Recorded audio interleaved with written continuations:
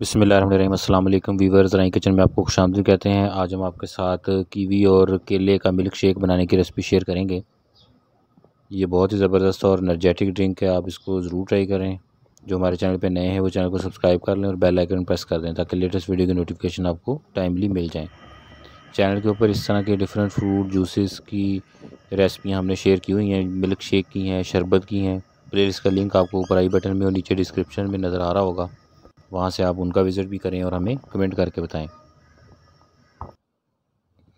इसके लिए 1 कप दूध लिया है, केले छिलका उतार के इस तरह से टुकड़े काट लें इसके। कीवी धोकर इसका छिलका उतारें ऊपर से बारीक और उसके भी टुकड़े काट लें।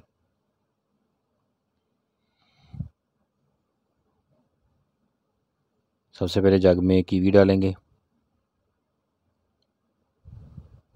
इसमें केले डालें,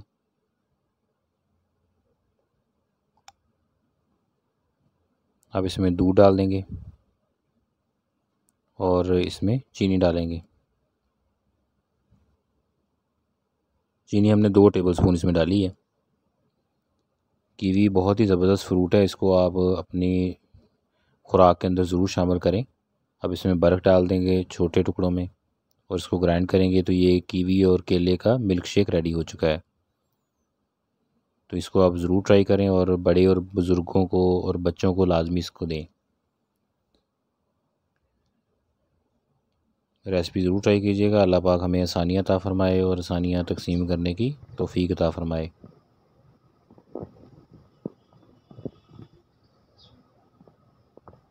दुआओं में याद रखिएगा। जज़ाकल्लाह।